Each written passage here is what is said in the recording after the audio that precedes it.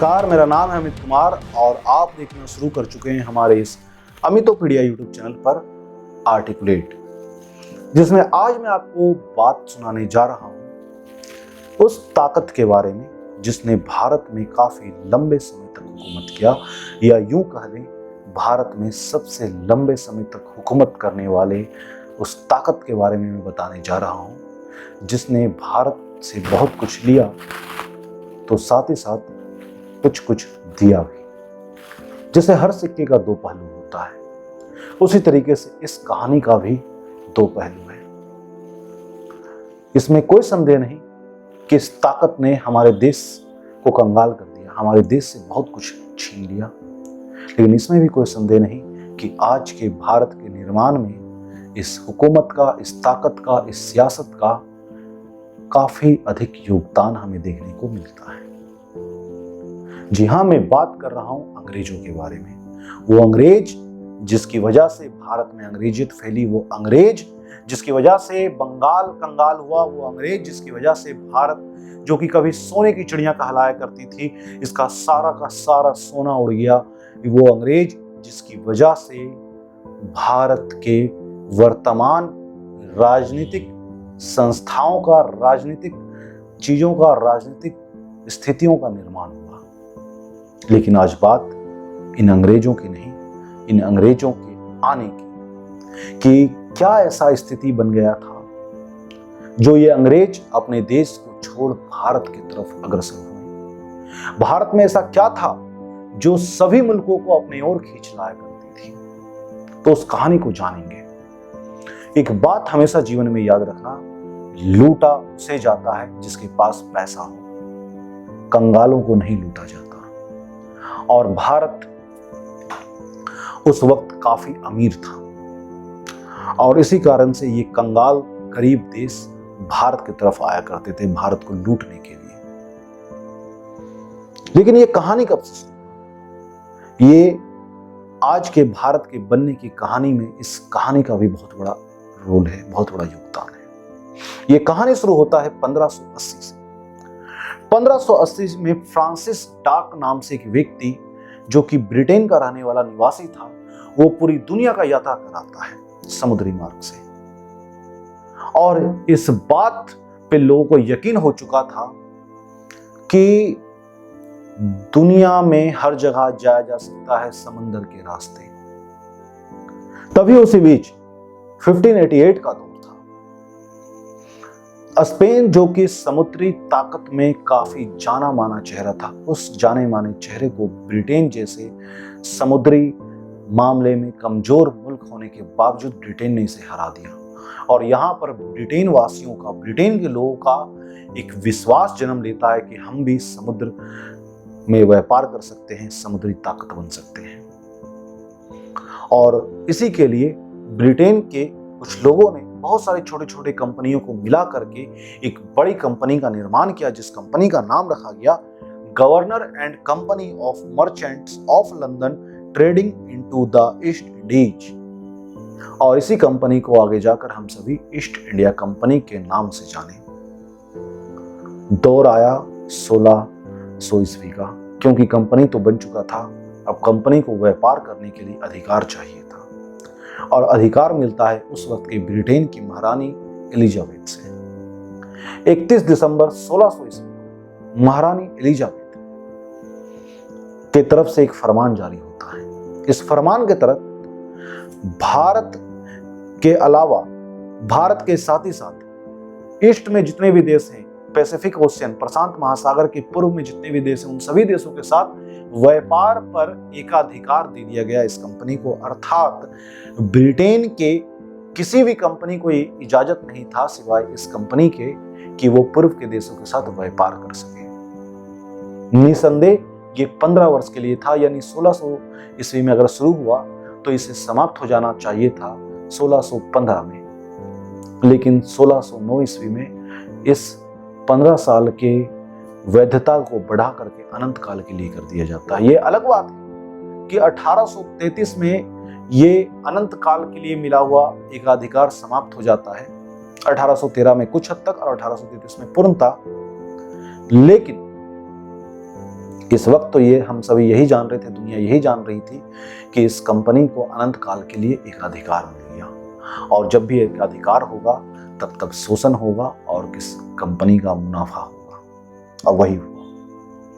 लेकिन बात था कि अभी तक ये कंपनी भारत आ रही थी, यहाँ से माल खरीद रही थी। भारत के अलावा इंडोनेशिया, जावा, सुमात्रा, इन सभी पूर्व के देशों को जा रही थी, वहां से माल खरीद रही थी और यूरोप के बाजार में बेच रही थी।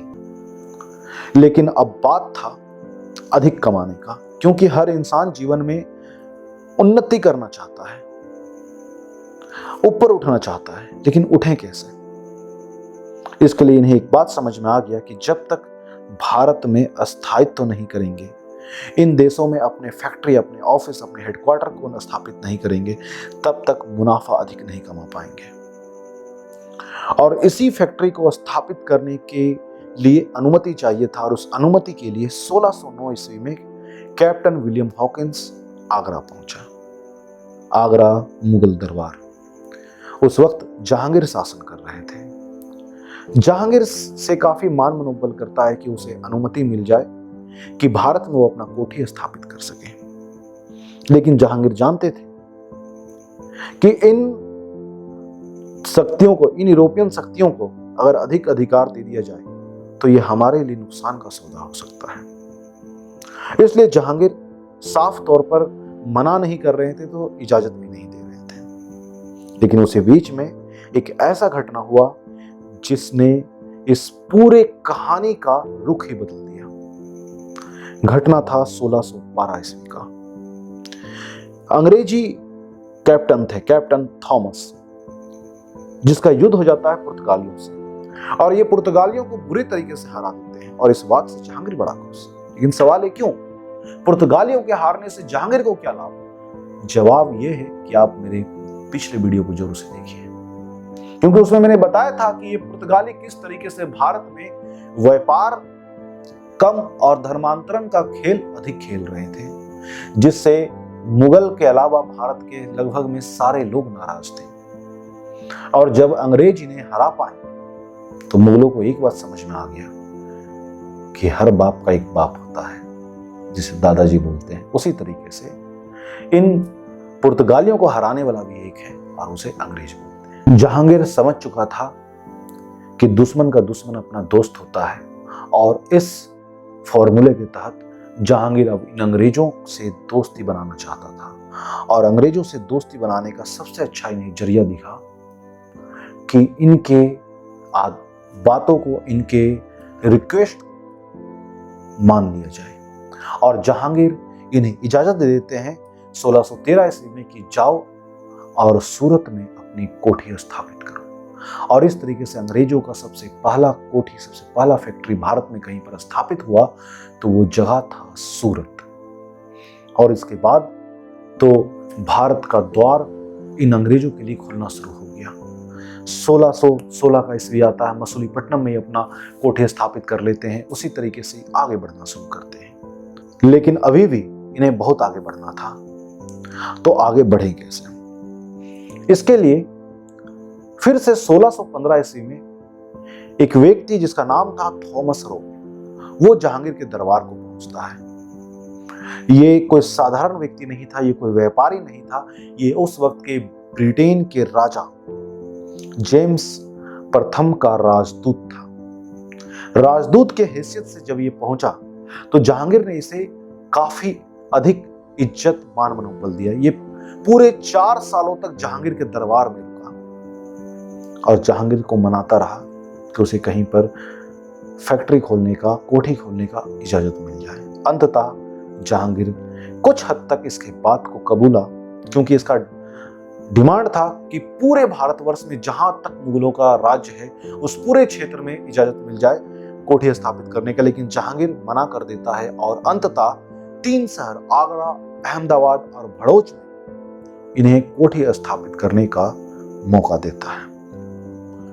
एक तरफ तो इन्हें इजाजत मिल रहा था, भारत में इनका कद दिनों दिन बढ़ता जा रहा था, लेकिन दूसरी तरफ इन सभी यूरोपीय ताकतों के लिए परेशानी बन रखा था आपस का झगड़ा। ये सारे यूरोपीय आपस में युद्ध कर रहे थे और बुरी तरीके से। जो कभी व्यापारिक युद्ध हुआ करता था अब मार काट तक पहुंच चुका था, राजनीतिक युद्ध तक में बदल चुका था।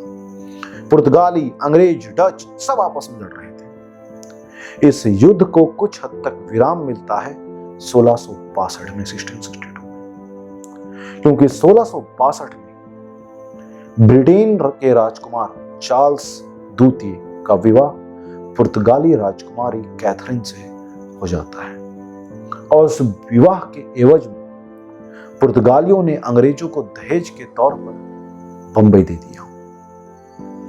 और अंग्रेज इस बंबई का क्या करते, तो उन्होंने भी मात्र 10 पाउंड वार्षिक तौर पर, यानी साल का मात्र 10 पाउंड के बदले बंबई शहर को दे दिया ईस्ट इंडिया कंपनी को।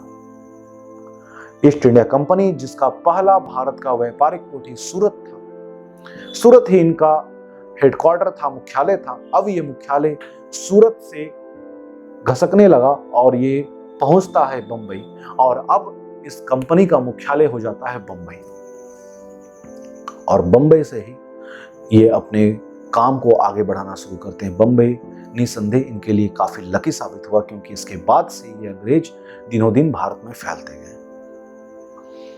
लेकिन ये जो युद्ध विराम लगा, ये भी पूर्णता नहीं था, ये पूर्ण विराम नहीं था, ये केवल अल्प विराम था, क्योंकि अगले 20-25 सालों के बाद वापस से पुर्तगालियों का अंग्रेजों से युद्ध शुरू हो जाता है। ये अलग बात है कि इनका युद्ध चल रहा था, लेकिन इसी बीच में अंग्रेज अपना पैर भारत में चारों तरफ पसारते जा रहे थे। और होता भी यूं है 1632 में, 1632 में, जब गोलकोंडा के सुल्तान अंग्रेजों को ये आदेश दे देते हैं, ये अनुमति दे देते हैं कि तुम मुझे 500 पाउंड, जब गोलकोंडा के सुल्तान इन्हें अनुमति दे देते हैं कि तुम मुझे सालाना 500 पाउंड दो, बदले में मेरे पूरे क्षेत्राधिकार वाले क्षेत्र में व्यापार करो। अंग्रेजों को बड़ा अच्छा लगा ये ऑफर, और अंग्रेज आगे के अपने जर्नी में भारतीय राजे रजवाड़ों से इसी तरह के प्रस्ताव की अपेक्षा करते रहे। अब दौर आता है 1639 का, और ये अंग्रेजों के भारत में फैलने का या स्थापित होने का एक कह सकते हैं सुनहरा पल था। एक अंग्रेजी व्यापारी फ्रांसिस डे नाम से भारत पहुंचता है और इसे मद्रास में कोठी स्थापित करने का अनुमति मिल जाता है। मद्रास में एक कोठी बनाया, और ये कोठी अंग्रेजों के भारत में ताकत के प्रतीक चिन्हों में से सबसे प्रसिद्ध नामों में से एक है, क्योंकि इस कोठी का नाम है फोर्ट संत जॉर्ज।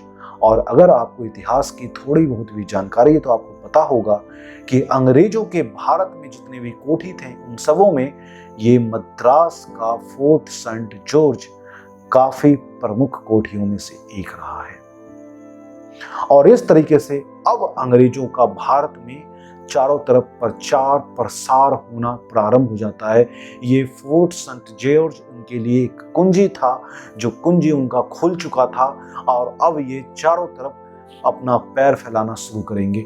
तो आगे के वीडियो में हम सभी ये जानेंगे कि कैसे अंग्रेज फैले हैं। अगर आगे की जानकारी को जानने के लिए देखते रहें अमितोपीडिया per day, Monday to Saturday सुबह 12 बजे। और साथ ही अगर आपको ये वीडियो अच्छा लग रहा हो और YouTube पर देख रहे हो तो इस वीडियो को लाइक करें, कमेंट करें और चैनल को सब्सक्राइब करें। नए हो तो बेल आइकन को क्लिक जरूर से करें। साथ ही साथ अगर आप फेसबुक पर देख रहे हो तो इस पेज को फॉलो करके वीडियो को लाइक जरूर से करें। इसी के साथ मिलते हैं अपने अगले वीडियो में, तब तक के लिए जय हिंद, जय भारत, वंदे मातरम।